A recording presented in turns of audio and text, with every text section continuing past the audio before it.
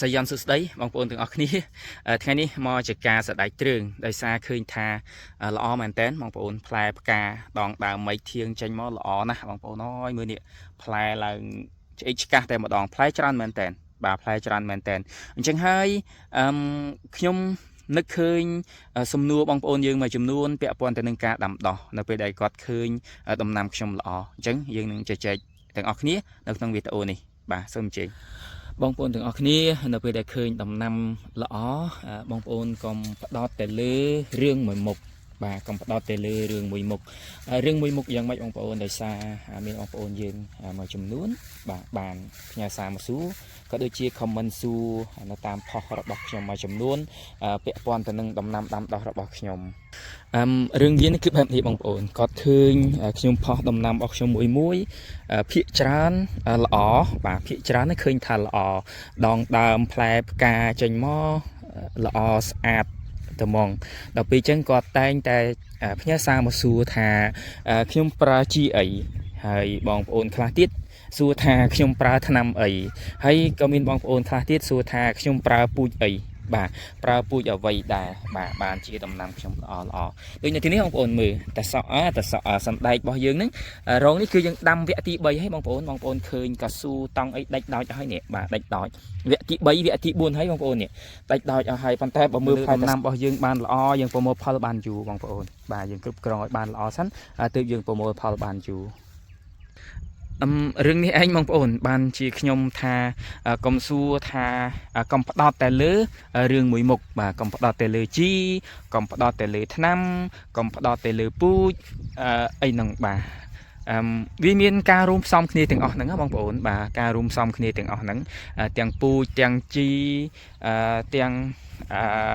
ថ្នាំដែលយើងប្រើសម្រាប់គ្រប់គ្រងកត្តាចង្រៃហ្នឹងហើយថ្នាំហ្នឹងបងប្អូនមានទាំងគីមីមានទាំងជីវសាស្ត្រមានទាំងធម្មជាតិអីហ្នឹងបាទយើងរួមគ្នាទាំងអស់តែម្ដងបាទហើយរួមនឹងបច្ចេកទេសរបស់យើងផងដែរបងប្អូនបាទបច្ចេកទេសរបស់យើងផងដែរដូចនៅទីនេះបងប្អូនឃើញខាងលើនេះឆ្អេកឆ្កាស់ហ្នឹងគឺសុទ្ធតែសំណល់ដើមតឡាចបាទដើមននោងបាទនៅប្លង់នេះដើមននោងបាទដោយសារវគ្គមុនយើងដាំននោងហើយវគ្គនេះយើងបដូរមកសណ្ដែកគ្រឿងវគ្គចុងក្រោយនេះបាទមែនតើទៅយើងត្រូវរើដាំសារថ្មីហើយប៉ុន្តែដោយសារយើងរៀបអត់ទាន់ហើយរងយើងឃើញថានៅល្អប្រសើរច្រើនដែរក៏ដាក់សណ្ដែកគ្រឿងនេះមកវគ្គចុងក្រោយមួយទៀតតែហ្មងបាទដាក់សណ្ដែកគ្រឿងមកវគ្គចុងក្រោយមួយទៀតហើយនៅតែទទួលបានលទ្ធផលល្អបងប្អូនបាទនៅតែទទួលបានលទ្ធផលល្អបងប្អូនឃើញផ្លែនេះផ្លែច្រើនមែនតើបាទផ្លែច្រើនមែនតើតែហ្មងបាទមើលដើមនេះឡើងដល់លើហើយនេះទើបតែចាប់ដើមរះជើងបាទទើបចាប់ដើមប្រមូលផលដំបូងទេបងប្អូនបាទហើយវគ្គមុនហ្នឹងគឺននោងបងប្អូនមើលផ្កាចេញមកច្រើនណាបាទបងប្អូននេះសតែផ្កាតែម្ដងបាទសតតែផ្កាបាទអញ្ចឹងពាក់ព័ន្ធនឹងការដាំដុះបានល្អវាមានកត្តារួមផ្សំច្រើនបងប្អូនបាទទី1យើងជជែករឿងពូជសិនចុះបាទពូជខ្លះបងប្អូនវាឆាប់សពូតបាទឆាប់ស្ពូតយើងបេះទុកបានតែមួយថ្ងៃហ្នឹងហើមហើយសណ្ដែកគ្រឿងយើងបាទហើមហើយពូជខ្លះអត់ងាយសពូតទេបងប្អូនសាច់វាហាប់ណែនល្អបានយូរគួរវែងគួរវាវែងហើយផ្លែវាត្រង់ល្អបាទរឿងពូជចឹងយើងត្រូវដឹងថាពូជណាដែលបងប្អូនធ្លាប់ដាំទៅទទួលបានលទ្ធផលល្អណាបាទយើងជ្រើសរើសពូជជ្រើសរើសក្រុមហ៊ុនឲ្យបានត្រឹមត្រូវទៅយើងទទួលបានលទ្ធផលល្អហើយបងប្អូនត្រូវចាំថាគ្រប់ក្រុមហ៊ុនមិនមែនក្រុមហ៊ុនមួយមិនមែនល្អគ្រប់ពូជនោះទេបងប្អូនបាទក្រុមហ៊ុនមួយមិនមែនល្អគ្រប់គ្រាប់ពូជទេឧទាហរណ៍ថាក្រុមហ៊ុនមួយបងប្អូនស្គាល់បងប្អូនទិញតែសក់យកមកដាំហើយឃើញថាតសក់ផ្លែល្អបន្ទាប់មកបងប្អូនចង់ដាំសណ្ដែកគ្រឿងបងប្អូនទៅរកទិញពូជក្រុមហ៊ុននឹងដដែលមិនប្រកាសថាពូជនឹងតសក់គាត់ក្រុមហ៊ុននឹងពូជតសក់គាត់ល្អហើយពូជសណ្ដែកគ្រឿងគាត់នឹងល្អដែរទេបងប្អូនបាទអញ្ចឹងបងប្អូនត្រូវព្យាយាមស្គាល់ព្យាយាមដាំយូរទៅយើងអាចដឹងថាពូជណាល្អក្រុមហ៊ុនណាល្អពូជណាក្រុមហ៊ុនណាល្អពូជណាហើយបាទមួយវិញទៀតពាក់ព័ន្ធទៅនឹងថ្នាំបងប្អូនថ្នាំដែលយើងប្រើសម្រាប់ដំណាំវាស្តៀងទៅនឹងមនុស្សយើងដែរបាទការប្រើប្រាស់ថ្នាំអីហ្នឹងគឺវាស្តៀងទៅនឹងមនុស្សយើងដែរបងប្អូនបាទស្តៀងយ៉ាងម៉េច មនុស្សយើងបើឈឺណាបងប្អូនបើសិនជាយើងមានជំងឺយើងទៅពេទ្យមិនមែនចេះតែឲ្យថ្នាំគាត់ណាឃើញយើងមុខយើងឲ្យថ្នាំមកនោះទេច្បាស់ណាស់ពេទ្យនឹងសួរយើងពីអាការៈរោគអំពីជំងឺរបស់យើងឬក៏ពេទ្យនឹងធ្វើរោគវិនិច្ឆ័យពិនិត្យឈាមពិនិត្យសុខភាពពិនិត្យអីចឹងបានពេទ្យគាត់ផ្សាយផ្សំថ្នាំគាត់វាយថ្នាំទៅវាត្រូវដំណាំយើងក៏ដូចគ្នាដែរបងប្អូនក្នុងការប្រើប្រាស់ថ្នាំមិនមែនចេះតែប្រើទេហើយសម្រាប់ខ្ញុំណាពេលខ្លះខ្ញុំដាំដោះសម្រាប់ថ្នាំគីមីដែលបាញ់ខាងលើពេលខ្លះអត់មានប្រើផងគឺមានដែរបងប្អូនបាទពេលខ្លះអត់មានប្រើទេនៅពេលដែលខ្ញុំជជែកប្រាប់ថាខ្ញុំអត់មានប្រើថ្នាំគីមីសូម្បីមួយដំណក់អាចថាមានបងប្អូនយើងមួយចំនួនអត់ជឿបាទអត់ជឿគាត់ថាគាត់ម្ដងបាញ់4 5មុខផងហើយនៅតែគ្រប់គ្រងមិនបានចោះបើអត់មានប្រើមួយដំណក់ផងតើអាចឲ្យគាត់ជឿបានយ៉ាងម៉េចបាទអញ្ចឹងនេះជារឿងពិតបងប្អូនបាទត្រង់ថាបងប្អូនជឿមិនជឿអានឹងរឿងរបស់បងប្អូនផ្សេងប៉ុន្តែអ្វីដែលខ្ញុំធ្វើបច្ចេកទេសរបស់ខ្ញុំក៏ដូចជាបច្ចេកទេសរបស់បងប្អូនយើងមួយចំនួនទៀតគឺមិនប្រើថ្នាំគីមីមួយដំណក់ក៏លទ្ធផលកសិផលរបស់គាត់នៅតែទទួលបានល្អបាទនៅតែទទួលបានល្អនៅតែល្អដែរបងប្អូនបាទ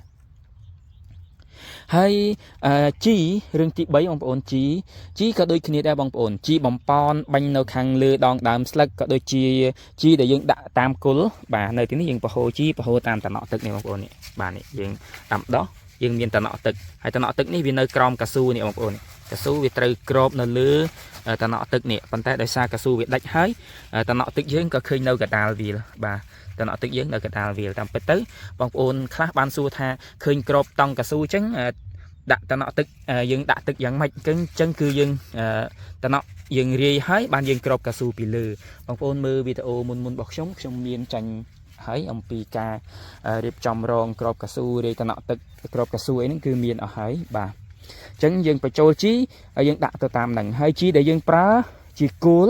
បងប្អូនមានសួរធ្លាប់សួរមានបងប្អូនយើងបានសួរអំពីជីដែលប្រើថាប្រើជីអីខ្លះ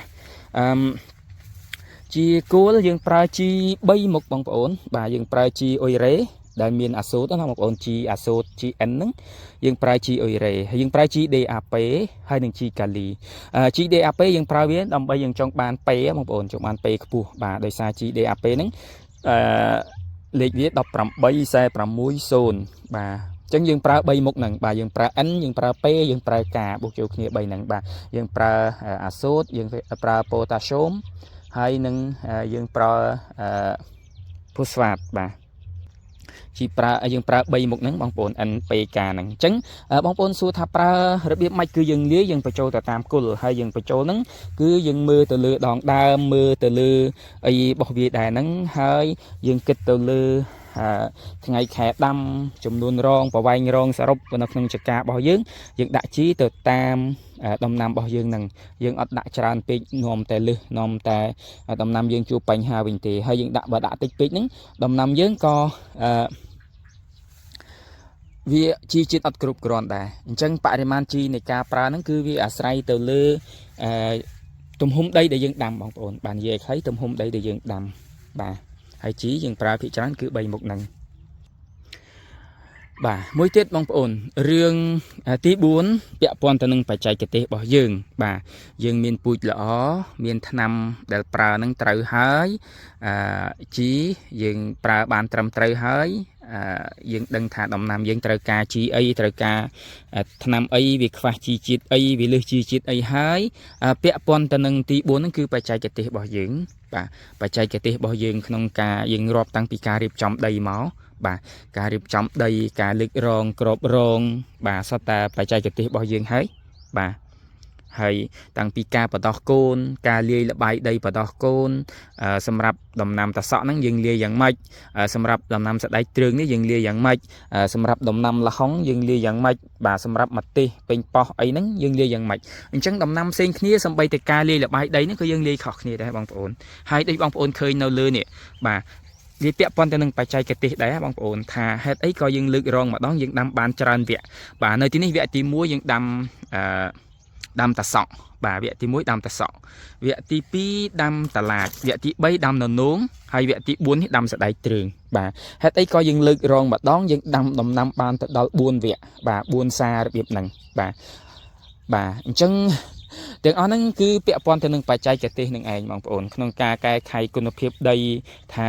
ដើម្បីដាំពីមួយវគ្គទៅមួយវគ្គបានល្អហ្នឹង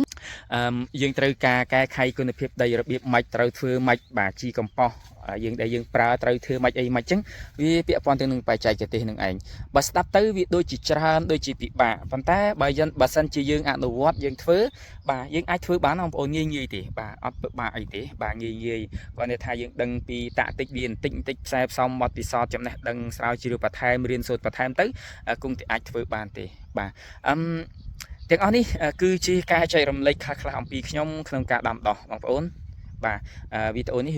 វារៀងវែងហើយវាទូលំទូលាយខ្ញុំអត់បានផ្ដោតទៅលើចំណុចណាមួយជាក់លាក់ទេបាទខ្ញុំអត់បានផ្ដោតទៅលើបច្ចេកទេសជាក់លាក់អត់បានផ្ដោតទៅលើជី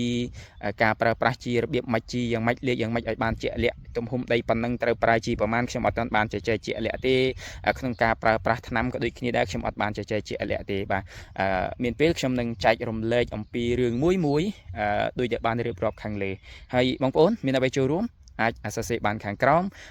មានឱកាសយើងនឹងជួបគ្នានៅពេលក្រោយទៀតវីដេអូក្រោយទៀតហើយបងប្អូនចង់ឲ្យខ្ញុំជជែកពីអីអាចសរសេរនៅក្នុង comment បានមានពេលខ្ញុំនឹង